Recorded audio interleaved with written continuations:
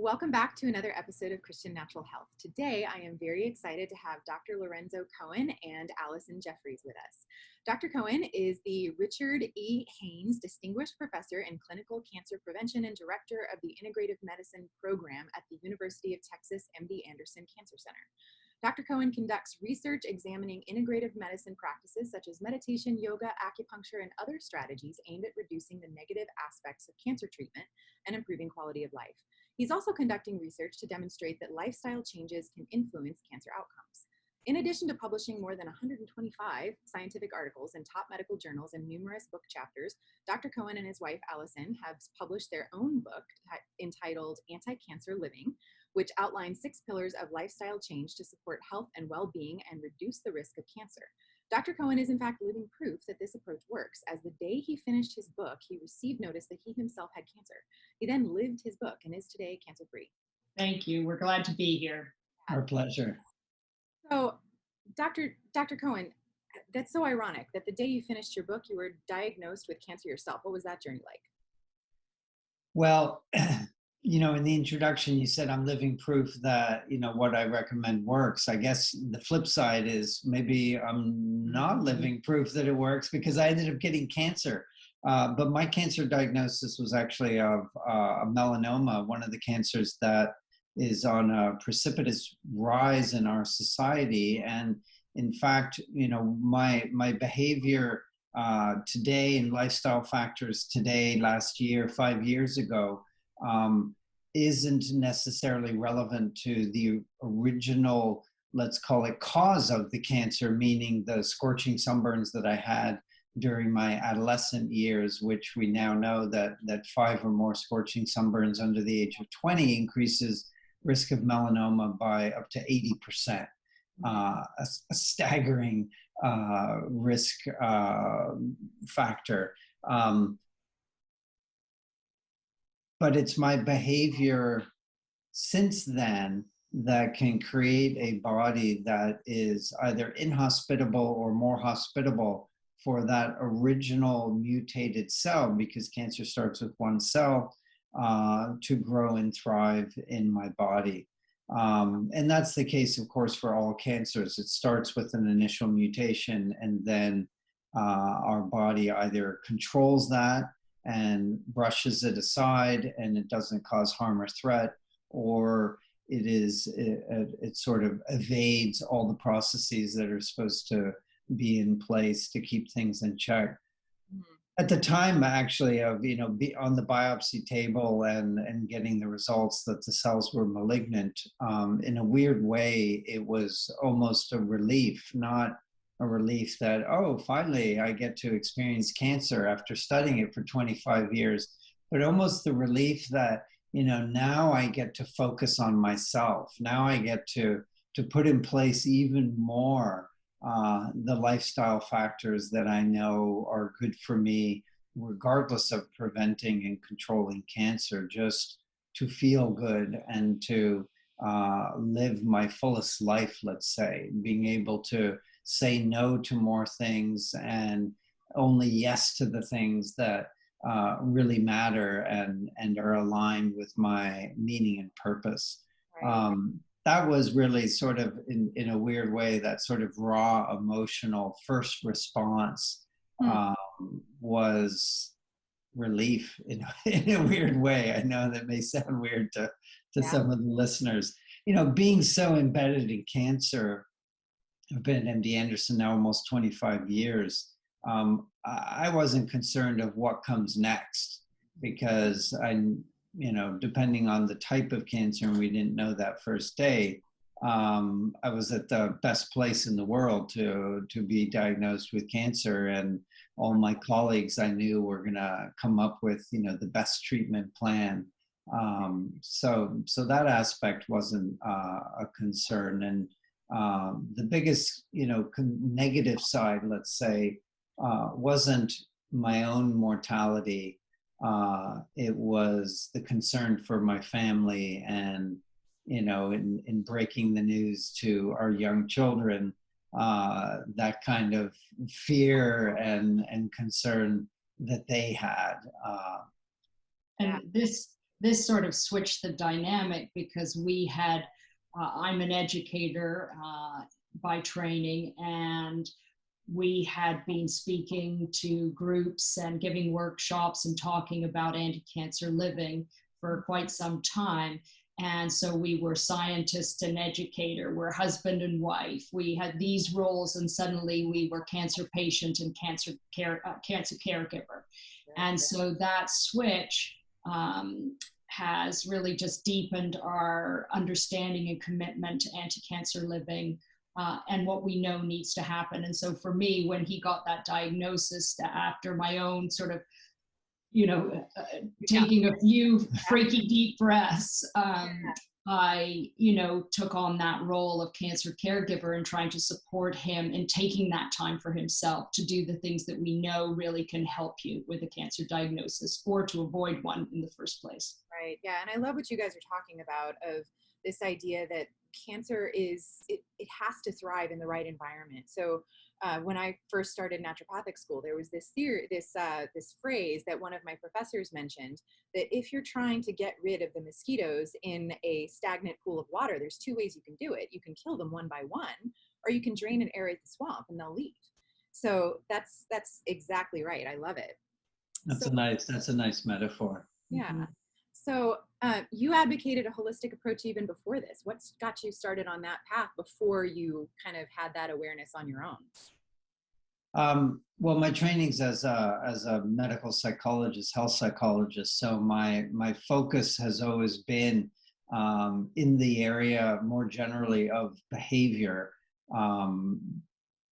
Being, now a leader in the broader field of integrative medicine, which of course goes beyond just individual behaviors, but also looking at other integrative medicine treatment and modalities, like you mentioned, acupuncture and massage and all the different herbs and supplements that can be incorporated as bioactive drugs alongside conventional care.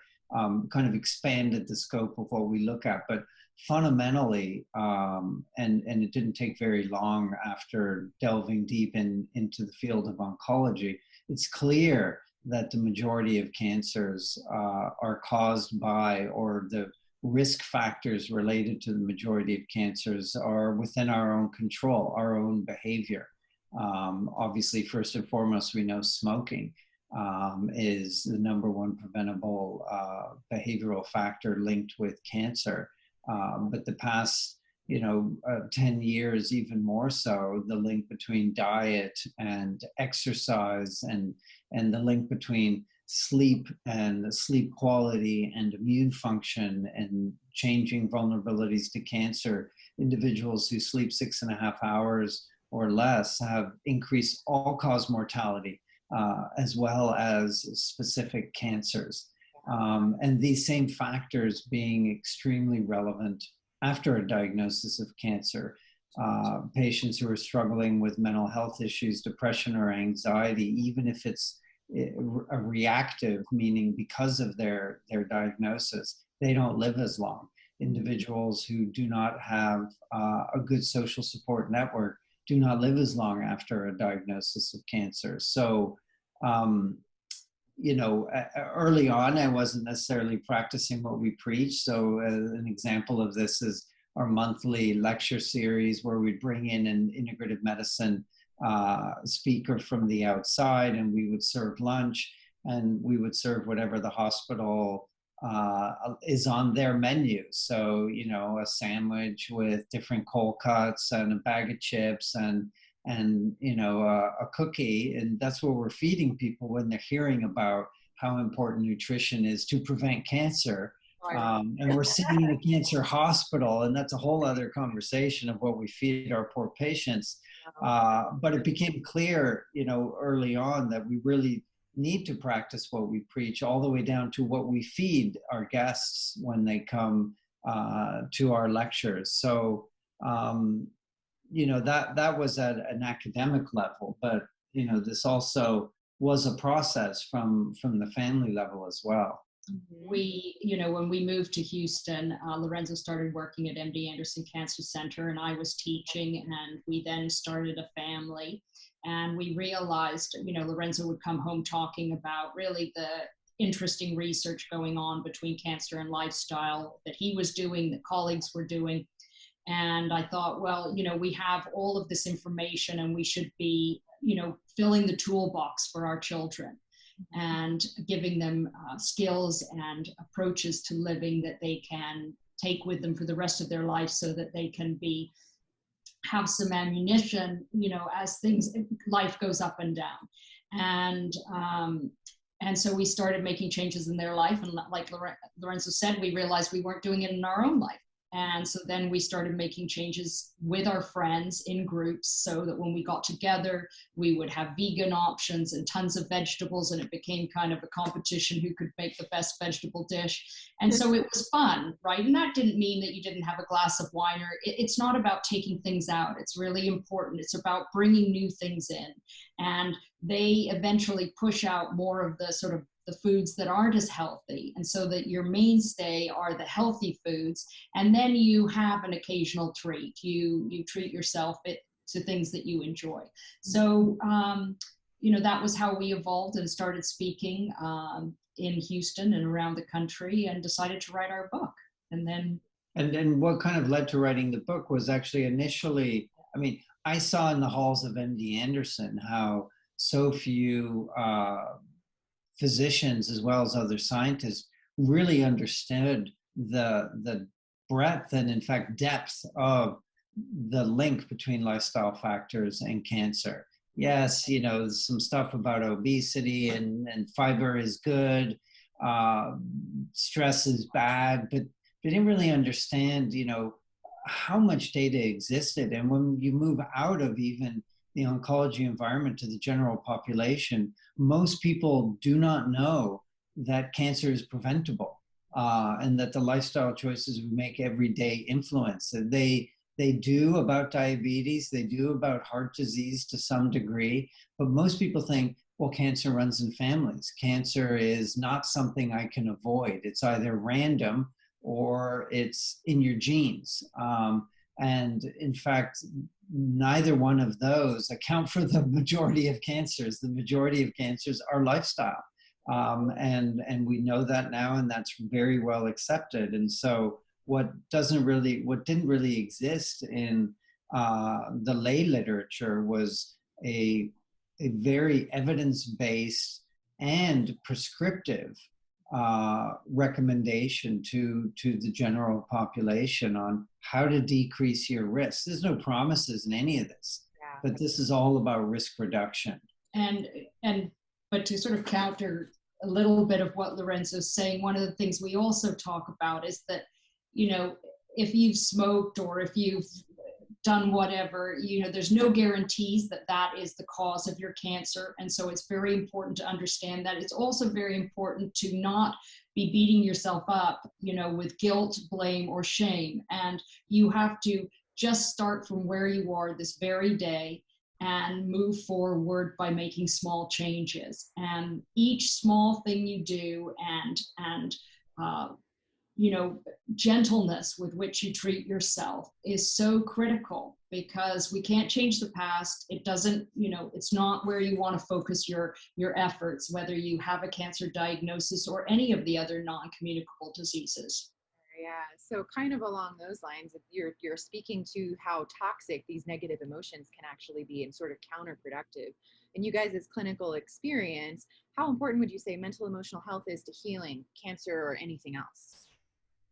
Well, if we use a broader term, which is stress, and I know stress is kind of this catch-all term, and under the bigger umbrella of stress, of course, there's more clinical terms like anxiety, depression, etc.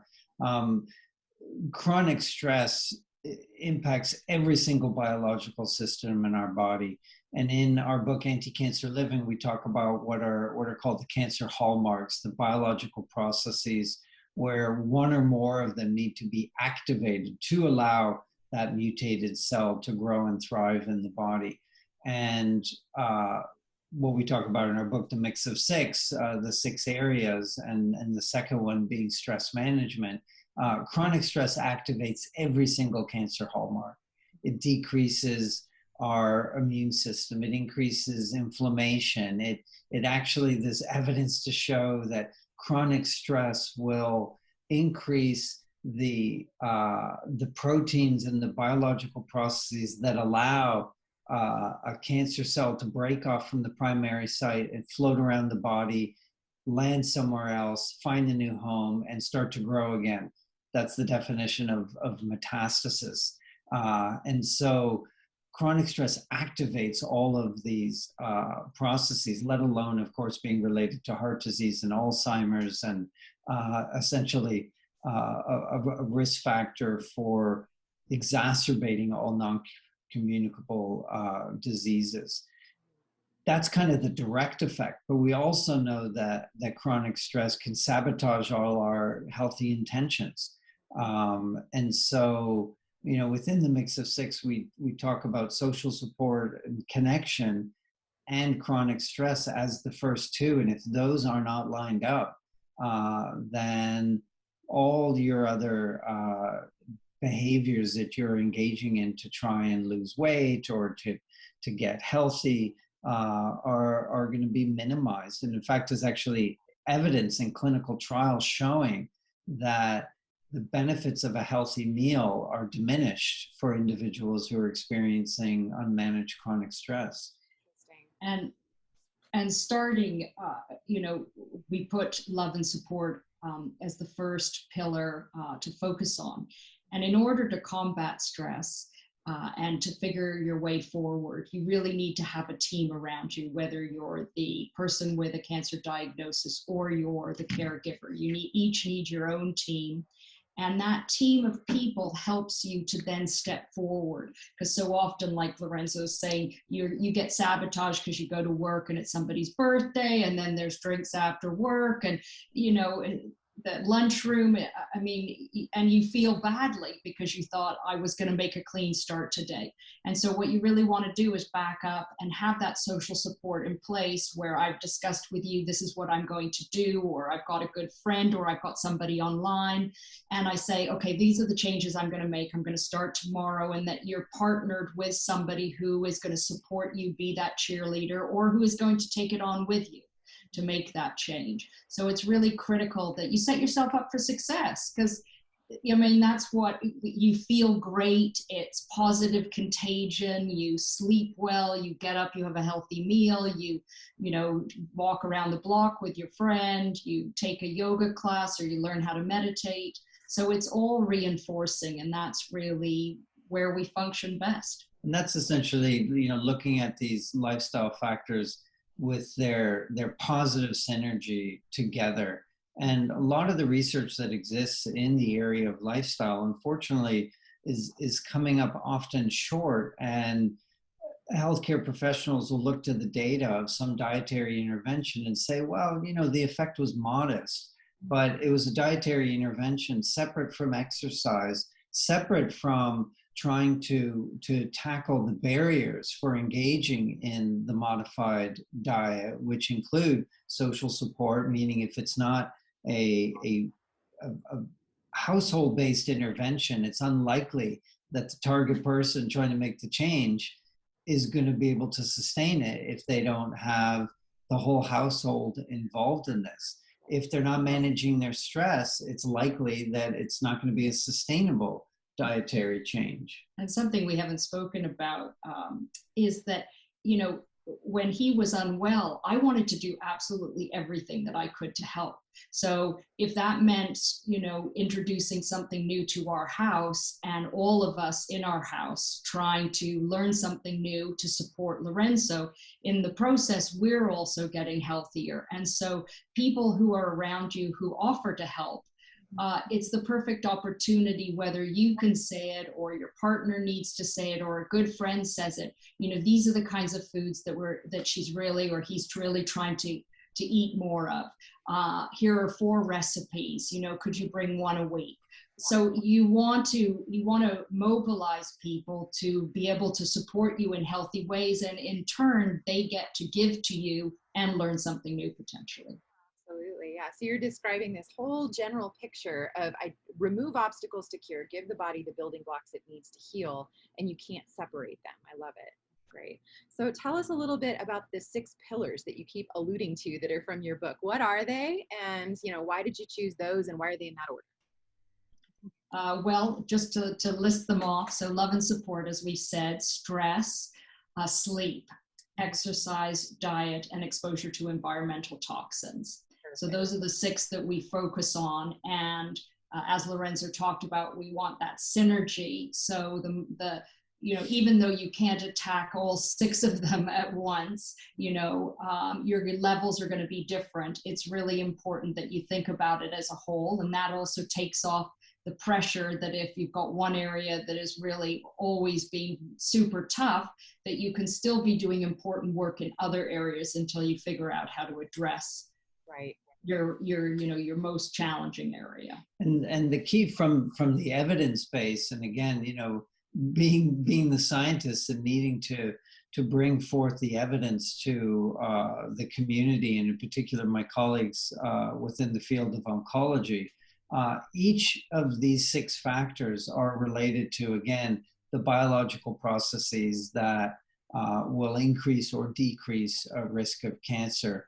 And they are, of course, interrelated. So we know that most people who are trying to lose weight and get healthy tend to restrict calories and exercise more, period, right? They don't know that if you are sleep deprived, it changes the way you metabolize food. And you can feed, and there's evidence for this, 2 people the exact same meal, the exact same calories. The person who's sleep deprived is going to metabolize that meal in a very different way and have a higher probability of converting any of that energy to fat than somebody who's not sleep deprived. So there's a direct association. We understand the biology between sleep deprivation and obesity. But when was the last time we heard about a weight loss program that included sleep hygiene? And stress management, again, changing the biology of how we process food. So it's all interrelated, and unfortunately, to the disservice of the larger community, it's researched in a very fragmented way. And so I think that's one of the key messages we try and get across in our book is the interrelationship between all these factors, directly for what you're trying to modify, and then indirectly through how they're all interrelated. Yeah, absolutely. Very cool. So, and I'm curious to know a little bit more about your pillar on environmental toxins. What do you go into for that one? Well, with around 85,000 chemicals currently out there, and I don't know, last I heard 8 to 9% that have actually been tested. Wow. We're really in a situation where it's very difficult, and we have no idea what the ramifications are of all of these chemicals coming at us. And often they're tested in isolation, like other areas are tested in isolation. So when you start layering on, if you have a teenage daughter, for instance, it's been said that they're getting around over 160 chemicals a day exposed to them through the products that they're using. So we advocate for the precautionary principle, which is that you try and use things that have been found to be safe, or you don't use anything that you don't need to. And so you think from the top of your head to the tip of your toes, what am I putting in? So often now you feel like you need to have a PhD to understand all of the products or all of the chemicals that are in something. So there are a number of different apps that are available where you could scan codes and you can see, at least, have some knowledge about the decisions that you're making and looking for clean, cosmetics and household products. So we talk about from the top of the head to the tip of the toes, and then going through your house room by room. What are the things that we use? What can I trade out as time goes by, or I use it up? Also, if you have a diagnosis, your friends want to help.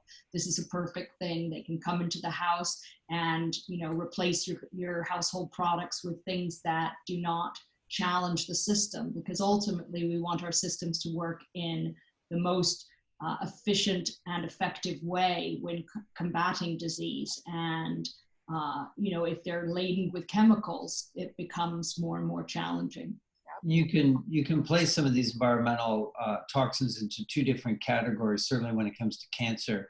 One is a carcinogen, meaning an agent that we know causes cancer. And an example would be asbestos. We know it's a direct cause of lung cancer. More challenging, well, and within those carcinogens are in our food, and they're in some of our beauty care products. More concerning, of course, is when they are in the food that we eat. They're controlled, and supposedly they need to be below a certain level for it to be deemed as safe. But as Allison was mentioning, they are typically studied in isolation. So one carcinogen at a certain level, and there was a chemical in many sodas which was classified as a carcinogen. The industry essentially pushed back and said, well, but it's below a certain threshold. That doesn't sound okay to the general population, that it's so low so that it's not a big deal. And so the pressure was so strong that they actually removed it as a product. The concern is that we're exposed to multiple carcinogens from multiple products, and nobody studied that addition. More challenging are the endocrine disruptors, BPA, phthalates, that are in particular in personal care products, of course, in water bottles. Again, low levels, studied in isolation. Nobody's done the experiment to look at 120 endocrine disruptors that you're exposed to from in utero through 20 years of development. What does that do? And so that research, of course, will never be done. So, the precautionary principle is really the best way forward.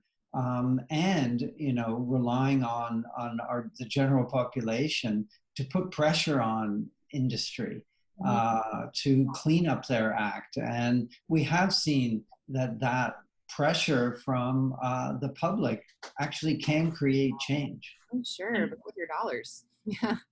And also to mention, because we didn't get into it, thinking about your water, thinking about your air, whether you wear your shoes into your house because they've picked up all kinds of chemicals, and then you carry it all around your house. So there's lots of things that you can do to at least try and reduce your exposure. Right. Yeah. We all live in this world, but we can do little bits. Yeah. Continue, not fill the bucket anymore, and try to continually get rid of as much as we can. Absolutely. So, and you kind of alluded, Dr. Cohen, a little bit to the fact that your cancer diagnosis was a wake-up call to allow you to actually start implementing these changes. So what stopped you from doing that before, since you knew all of this? Well, I mean, I'll say time. I didn't have time. And one of my actually grandmothers, who was a yoga teacher, one of her students said, you don't have time not to have time. Yeah. And of course, when we're just, blasting forward in our busy lives, we think, oh, well, I'll eventually get to that. Yeah, I mean, it's not time. It's just how I chose to spend my time. And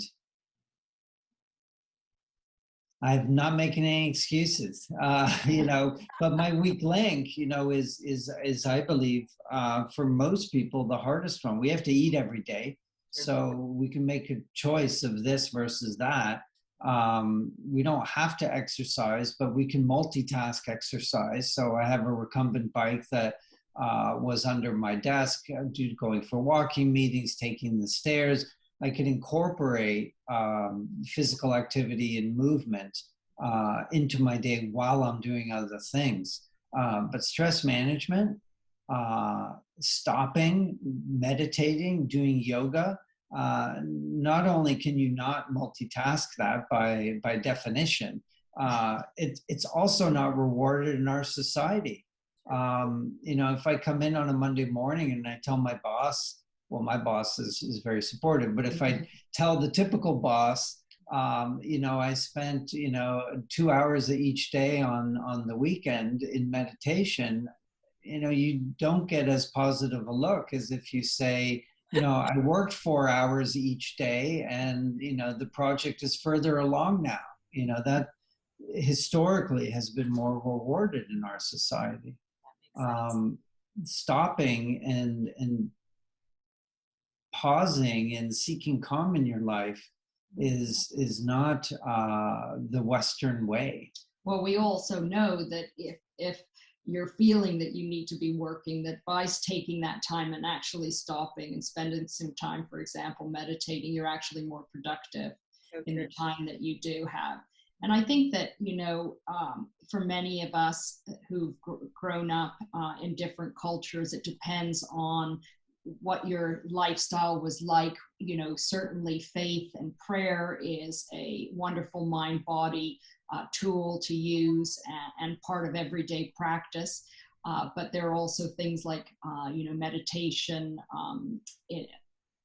that moves away from, your prayer practice. But one of the things that happens is that Lorenzo, for instance, he buckled down and he really established a yoga practice during his treatment. But once he had finished his official treatment, I really realized that I was struggling at that point and needed to put into place a really solid mind-body practice for myself. And so together we signed up. I asked him to join me for an 8-week course for mindfulness-based stress reduction, MBSR. And that was really helpful. And we had the time, I had the time, and needed to have the time to put that into place to be able to. And that comes back to the social support aspect. One of the biggest challenges is accountability. And it's often easier to have external accountability, particularly when you're bringing on something new or challenging in your life. For me, I already had a yoga practice and taken a lot of yoga lessons with my grandmother. To increase accountability was to do something that maybe most listeners wouldn't do, which was I signed up for a 200-hour yoga certification teacher program because I knew that would create, the accountability I needed. That every week in class, we'd have to put up our hand to say how many times we practiced in the prior week. And I wasn't doing it to become a yoga teacher, but really just have that extra accountability. Sure. And, I've never, felt better in my life than that year that I was undergoing cancer treatment. Because I was really, doubling down on everything that I know I need to do. Now, the hard part is, now the cancer treatment's over and expectations are different from the world, and most importantly, from myself to myself. How do I maintain that accountability? Yeah, absolutely. So, and how you manage to find that balance? To be honest, I probably haven't. I've certainly slipped on the mind-body practice component. But as Allison said, it's today that you start from today, and you can reset every day and change your expectations and to set realistic goals. So I know now, with filling my calendar more with other responsibilities, that maybe that 2 hour every morning dedicated to the mind-body practice isn't feasible. So don't set myself up for that. Carve out 10 minutes in the morning, 10 minutes in the afternoon, evening. Everyone has 10 minutes, and if they say they don't have 10 minutes, they're not being honest with themselves. And there are many good either online audio meditations that you can follow. When we were teaching our children meditation when they were young, we would pick one every day, and they would say if they liked it or not, and we kept it in our rotation, and we would meditate as a family. But after Lorenzo's diagnosis, one of the things that we've done this year is that Headspace, has great meditations, but also on Netflix, where they talk to you a little bit about this meditation, and then you do a 10-minute meditation together, and it's all cartoon, and and so we've done it as a family. So that's one of the ways in which we pieced it in before dinner, that we just spend 20 minutes, finding calm, and then we enjoy dinner together. So there's lots of different ways of doing it that will work. And back to the time issue, there's 100% of the barriers that people say is, I don't have the time.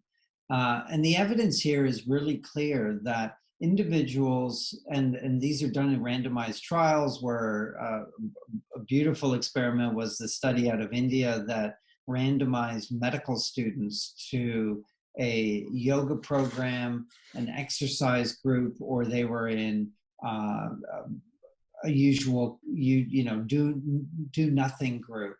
And the people who were assigned to the do nothing group were, their initial reaction was, phew, now I don't have to waste my time doing yoga or exercising every day, and I can study harder and longer. The data spoke for itself, which is the individuals who were in the yoga group actually had better grades at that next exam. And this was a randomized study, meaning that everyone had equal academic ability in all groups. So, the evidence is clear that engaging in a mind-body practice, slowing down, decreasing chronic stress, improves your memory, improves your sleep, improves your ability to multitask.